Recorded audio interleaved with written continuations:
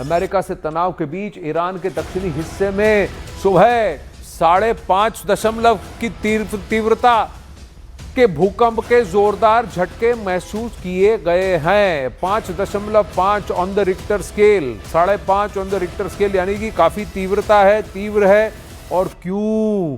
German research centre for Jio sciences के अनुसार यह भूकंप सुबह 7:13 को दर्ज किया गया। इस भूकंप की गहराई जमीन से लगभग 10 किलोमीटर नीचे थी। इसका केंद्र फार्स प्रांत में मोहर शहर से करीब 35 किलोमीटर दूर दक्षिण पश्चिम में था। ईरान के तनावपूर्ण हालात और परमाणु कार्यक्रम को लेकर चल रही चर्चाओं के बीच कुछ अफवाह उड़ रही है कि ये कोई न्यूक्लियर टेस्ट तो नहीं था। हालांकि इस बात की अब तक कोई पुष्टि नहीं हुई है। ईरान में अक्सर भूकंप आते हैं क्योंकि ये टेक्टोनिक प्लेटों के बीच स्थित एक हैश एक्सपर्ट्स का कहना है कि ये सामान्य भूकंपीय गतिविधि है और इस क्षेत्र में ऐसे झटके पहले भी पड़ते रहते हैं। लेकिन यह घटना ऐसे समय में हुई है जब ईरान और अमेरिका के बीच तनाव बना हुआ है। न्यूक्लियर प्रोग्राम को लेकर कई सारी अटकलें लग रही हैं। इसी कारण परमाणु परीक्षण को लेकर अटकलें जो लगाई जा रही हैं।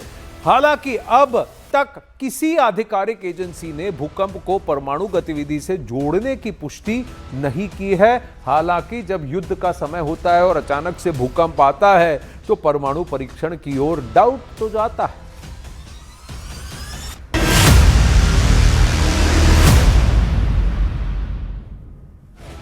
अब इस बीच अमेरिका और ईरान के बीच तनाव तेजी से बढ़ा। हालात ऐसे बन गए कि आने वाले दिनों या हफ्तों में बड़ा सैन्य टकराव हो सकता है। अमेरिकी न्यूज एजेंसी एक्सियोस ने तो यही दावा किया है।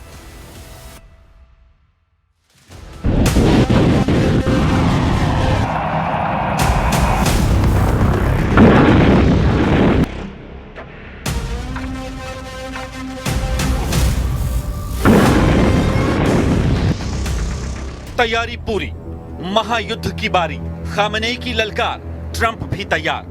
आ गया टाइम, नहीं बची लाइफलाइन। ऐसा लगता है कि अमेरिका और ईरान के बीच पिछले कुछ दिनों से चल रहा चूहे बिल्ली का खेल खत्म होने वाला है, क्योंकि खबर आ रही है कि ट्रंप गुस्से में हैं, इतने गुस्से में कि किसी भी समय ईरान पर हमला कर सकते हैं। जिनेवा की बैठक के बाद तो उनका गुस्सा और भी बढ़ गया, क्योंकि ईरान ने अमेरिका के आगे हथियार नहीं डाले, ट्रंप की परमाणु कार्यक्रम से जुड़ी कोई शर्त ही नहीं मानी, और इसी बात ने ट्रंप का दिमाग घुमा दिया।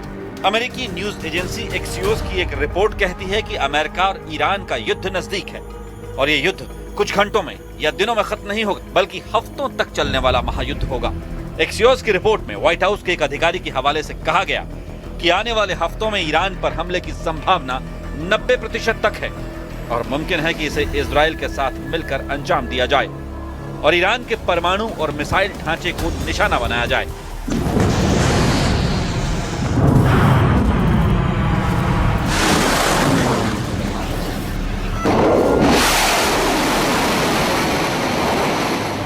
यानी ट्रंप की सुई उन शर्तों पर अटक गई जिन्हें ईरान ने न तो पहले माना था और न अब मानने को तैयार है।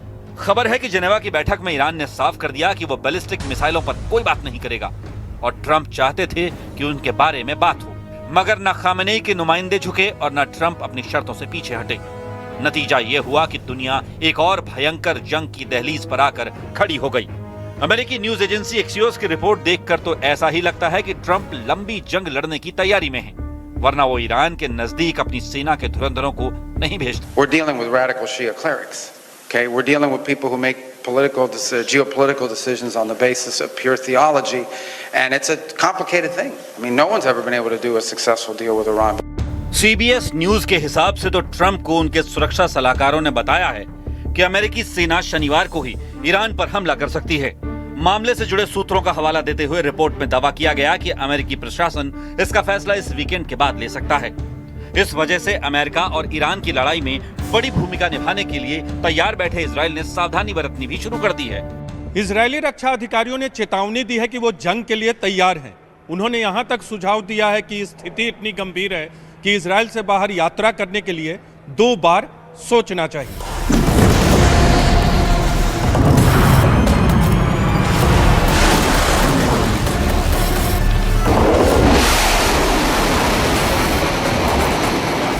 इजराइल को अंदेशा है कि अमेरिकी हमले के बाद ईरान की मिसाइलों का मुंह इजराइल की ओर भी मुड़ जाएगा, क्योंकि भले ही जेनेवा में दोनों देशों के बीच बातचीत हुई, लेकिन ईरान अमेरिका की शर्त नहीं मान रहा और इस वजह से जंग नजदीक आ गई।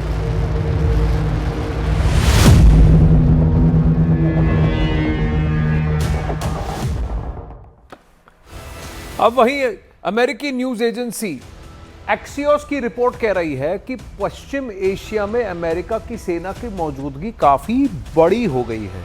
डिटेल्स इस प्रकार हैं क्योंकि अमेरिका के 2 एयरक्राफ्ट कैरियर, करीब 1 दर्जन जंगी जहाज ईरान के समंदर में के नजदीक पहुंच चुके हैं। इसके अलावा सैकड़ों फाइटर जेट और कई एयर डिफेंस सिस्टम्स भी ईरान पर हमले के लिए तैनात किए गए हैं। ओपन सोर्स ट्रैकिंग के मुताबिक 150 से ज्यादा कार्गो उड़ानें हथियार और गोला बारूद लेकर पश्चिम एशिया के क्षेत्र में पहुंची हैं। साथ ही 50 से ज्यादा फाइटर जेट, जिनमें F-35, F-22 और F-16 शामिल हैं, मिडिल ईस्ट की ओर भेजे गए हैं। अमेरिका की सेना के पश्चिम एशिया में इस भारी जमावड़े ने दुनिया भर में यह डर पैदा कर दिया है कि कभी भी एक बड़ा विनाशकारी युद्ध शुरू हो सकता है, जो कुछ दिनों में समाप्त नहीं बल्कि कई हफ्तों तक चलेगा।